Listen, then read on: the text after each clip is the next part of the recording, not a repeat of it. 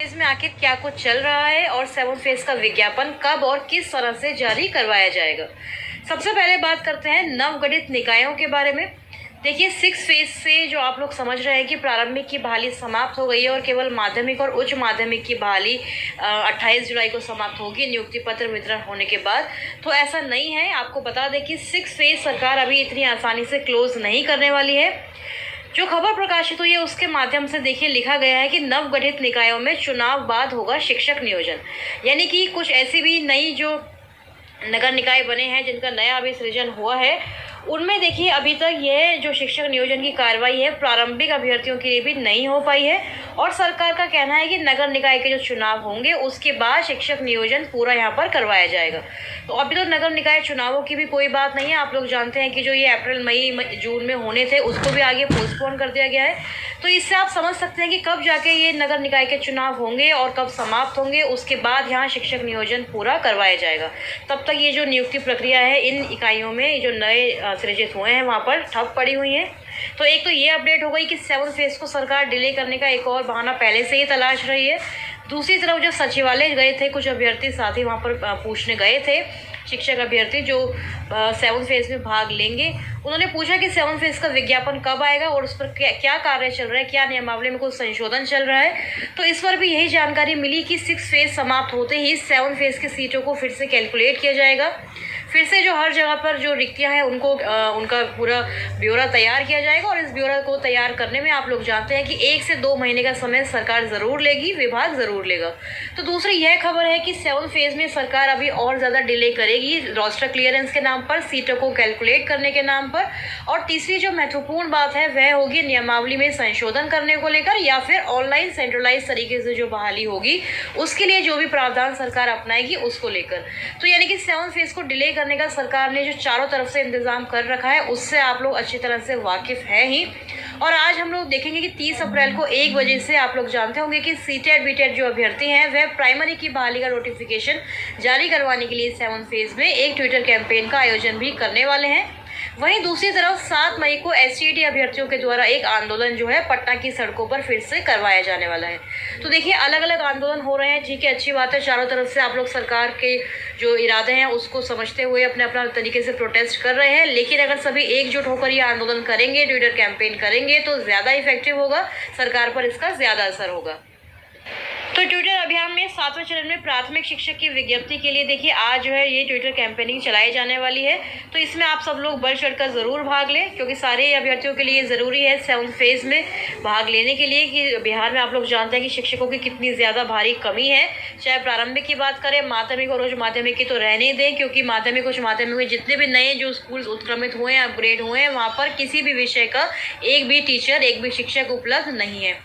तो इसलिए आप लोग इसमें ट्विटर कैंपेनिंग में भाग लें। आंदोलन जो 7 मई को होने वाला है उसमें भी पार्टिसिपेट करें। और नियमावली संशोधन के बारे में आप लोग अक्सर पूछते रहते हैं कि बीए और बीएड, एमए बीएड के ऊपर अगर बहाली नहीं होगी तो फिर किस तरह से होगी। तो देखिए हो सकता है कि सरकार कोई बीच का रास्ता निकाले जिससे मेरिट नॉट इन मेरिट की जो प्रॉब्लम है वह भी सॉल्व हो जाएगी, या फिर हो सकता है कि एसटीईटी मार्क्स पर ही सरकार आगे बहाली करे। जैसे कि हम लोग देखते हैं कि शारीरिक शिक्षा अनुदेशकों की बहाली में सरकार एसटीईटी मार्क्स को ही आधार मानकर आगे जो नियोजन प्रक्रिया है वह अब करने वाली है पूरी। साथ ही प्रधानाध्यापकों की बहाली के लिए भी आप लोग जानते हैं कि बीपीएससी के द्वारा ये परीक्षा ली जाने वाली है। 31 मई 2022 को इसकी जो डेट है वह अभी फिक्स की गई है, लेकिन 100% श्योरिटी नहीं होती है बिहार में कि जो डेट निकाली गई है उसी डेट को एग्ज़ाम होगा। फिर भी इसी डेट को आधार मानकर आप लोग अपने जो एग्ज़ाम की प्रिपरेशन है उसको स्टार्ट कर सकते हैं।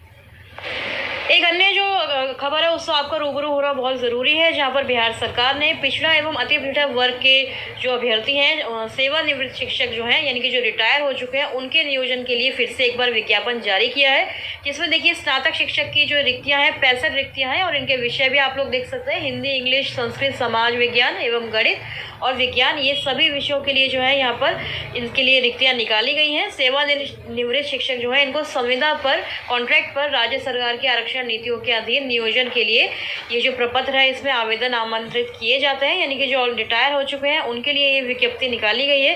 क्योंकि सरकार ये तो जान ही रही कितनी ज़्यादा शिक्षकों की कमी है, तो इसलिए सोचते हैं कि जो रिटायर हो चुके हैं उन्हीं से क्यों ना काम लिया जाए कम सैलरी पर, कॉन्ट्रैक्ट पर रखकर। तो देखिए सरकार चारों तरफ से इस मूड में है कि 7 फेज को जितना डिले और कर सकती है वह करेगी, क्योंकि माध्यमिक उच्च माध्यमिक की बहाली में भी आप लोग देख रहे हैं 6 फेज को कितने महीनों से सरकार ने टाल कर रखा हुआ है। 18 फरवरी को इनको नियुक्ति पत्र मिलना था और अब 28 जुलाई जो है ये डेट फिर से रखी गई है। यानी कितनी बार ये जो डेट है इसको चेंज किया गया है, कितनी बार अभ्यर्थियों ने अप्लाई किया है, और अब 2017-19 वाले जो बीएड वाले अभ्यर्थी हैं एक बार फिर से इसमें आवेदन करने जा रहे हैं। तो इस तरह से सरकार नए बहाने तलाश रही है और एक बार फिर से एक नया बहाना जो नवगठित निकाय हैं उनमें चुनाव के बाद नियोजन की प्रक्रिया होगी, इसको सरकार बहाना बनाकर आधार मानकर फिर से बैठी हुई है। 7 फेज में और ज़्यादा डिले करने के लिए बिल्कुल तैयार है। एसटीईटी कोर्ट केसेस की अगर बात कर ले तो आप लोग जानते हैं कि रीट और जो मेरिट पीआईएल थी वो सभी तो एक तरह से डिसमिस हो ही चुके हैं। तो इसलिए आगे जो भी अभ्यर्थी जो कोर्ट केसेस का इंतज़ार कर रहे हैं, देखिए इंतज़ार करना, होपफुल रहना कोई बुरी बात नहीं है, लेकिन फिर भी ज़्यादातर उम्मीद यही है कि अगर बेंच नहीं बदले और यही जो इसी बेंच पर अगर सुनवाई हुई मेरिट वाले केसेस की या फिर नॉट इन मेरिट वाले केसेस की, तो उनको भी ज़रूर ही डिसमिस कर दिया जाएगा कोर्ट के द्वारा। तो इसलिए कोर्ट से अब बहुत ज़्यादा उम्मीद लगाने की ज़रूरत नहीं है कि कोर्ट का प्रेशर होगा तो सरकार बहाली स्टार्ट कर देगी, क्योंकि कोर्ट फिर से देखिए एक तरह से हम कह सकते हैं कि सरकार जो चाहती है वही कोर्ट भी कर रहा है और कोई भी डायरेक्शन या इंस्ट्रक्शन कोर्ट की तरफ से नहीं दी जा रही है सरकार को, जिससे सरकार थोड़ा और मतलब चुस्ती दिखाती है विज्ञापन जारी करने में, तो वह भी नहीं हो रहा है। वहीं 6 फेज में हम लोग देख रहे हैं कि प्राथमिक शिक्षक नियोजन जो हुआ है, विशेष चक्र की जो काउंसलिंग हुई थी, गोपालगंज जिले की एक खबर है कि चयन सूची के त्रुटिपूर्ण होने के कारण स्पष्टीकरण उपलब्ध कराने के संबंध में, यानी कि एक बार जो चयन सूची है उसको फिर से यहाँ पर रद्द करने की मांग जो है, रद्द करने की डिमांड या फिर जो हम कह सकते हैं कि कारवां जो है एक बार रद्द करने का फिर से चल रहा है। और अगर यहाँ पर ये जो 24 घंटे के अंदर स्पष्टीकरण निकाला गया और चयन सूची को अगर माना गया, काउंसलिंग को रद्द कराया गया, तो यहाँ पर फिर से एक बार काउंसलिंग की बात ज़रूर उठेगी। तो यानी कि हम देख रहे हैं कि 6 फेज जो है प्रारंभिक शिक्षक भर्ती के लिए खत्म होने का नाम हरगिज नहीं ले रहा है और ना ही सरकार ये चाहती है, क्योंकि जब भी अगर सरकार कहती है कि मेरिट लिस्ट जारी करनी है, चयन सूची जारी करनी है, अपलोड करनी है, तो उसमें तो ये जिले बिल्कुल पीछे रहते हैं, नियोजन इकाइयाँ पीछे रहती है। लेकिन जहाँ ज़रा सी रद्द करने की बात आती है या फिर स्पष्टीकरण की बात आती है तो उसके लिए तुरंत ही लेटर जारी कर दिया जाता है। तो इसलिए आप लोग अच्छी तरह सरकार की नीतियों से वाकिफ हो जाएंगे। 6 फेज 2019 से स्टार्ट हुआ था, आज तक कंप्लीट नहीं हो पाया है। और एक बात और, 6 फेज में आप लोगों को याद दिला दें कि माध्यमिक और प्रारंभिक की जो बहाली का नोटिफिकेशन आया था वह थोड़े ही दिनों का आगे पीछे था, यानी कि एक साथ ही एक तरह से हम कह सकते हैं कि बहाली का नोटिफिकेशन आता है, माध्यमिक का भी और प्रारंभिक का भी।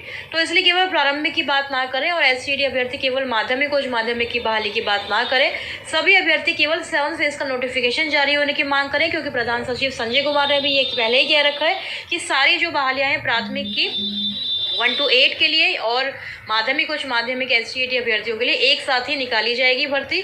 तो इसका विज्ञापन भी ज़रूर एक साथ ही आएगा। तो इसलिए सभी अभ्यर्थियों को एक साथ एकजुट हो जाना चाहिए और जो भी ट्विटर कैंपेनिंग है या फिर जो आंदोलन